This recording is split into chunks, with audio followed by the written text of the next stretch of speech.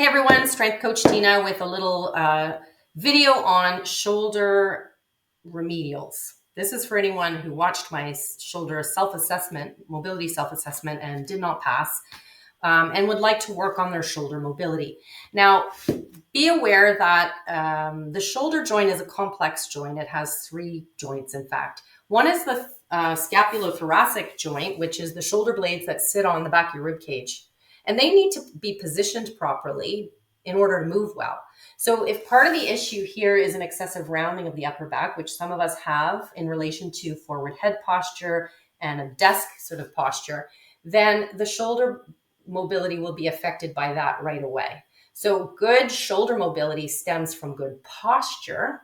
And so postural restoration work and control of the mobility of your neck and upper spine is also important in dealing with shoulder mobility issues. For this, the purposes of this video, okay, so I will deal with some postural work and assessments in other videos, but for this one, we're going to deal with the muscles that attach in and around the glenohumeral joint, which is the joint most of us typically think about when we think about the shoulder.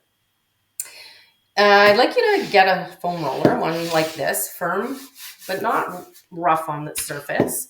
And you're going to try rolling two muscle groups. One is the pectoral muscle groups, which form the front flap of your armpit if you were to grab hold here, and the lats, which really are the back flap of that armpit.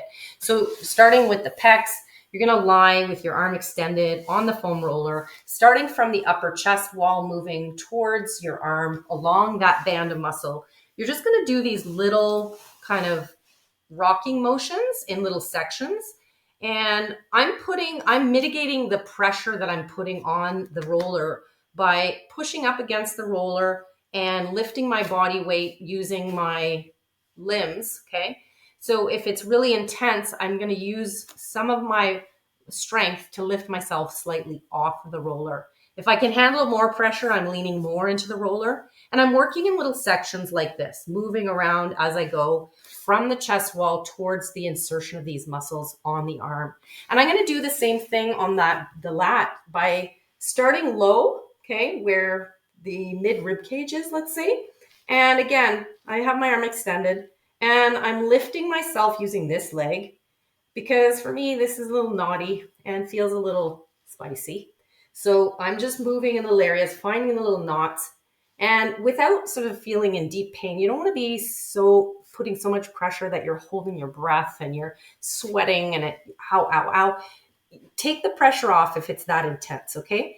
And just work in little sections like rocking back and forth as you work your way along the muscle towards its insertion on the arm.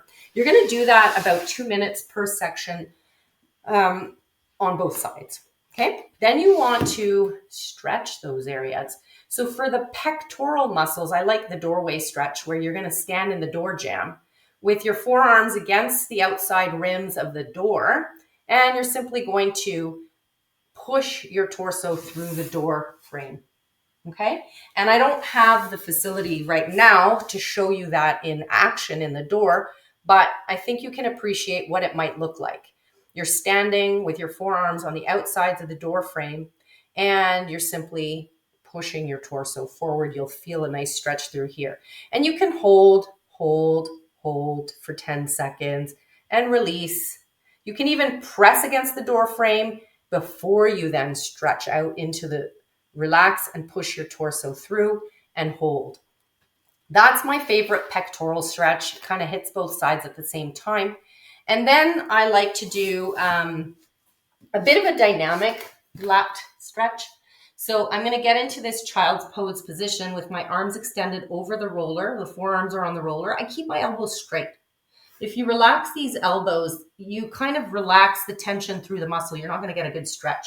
So my arms are about shoulder width apart. My elbows are straight and my thumbs are facing the ceiling. And I'm going to simply use the roller to allow me to dynamically lower myself. And I'm not pushing my head to the ground here.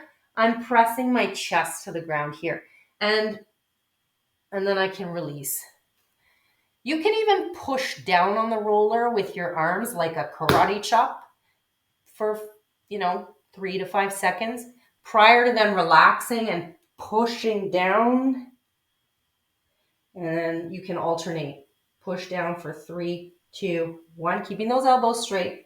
And then relax everything and push your torso through. Your chest tries to touch the ground. You'll feel a nice stretch through here. So stretching those two muscle groups after foam rolling is a great start. More to come.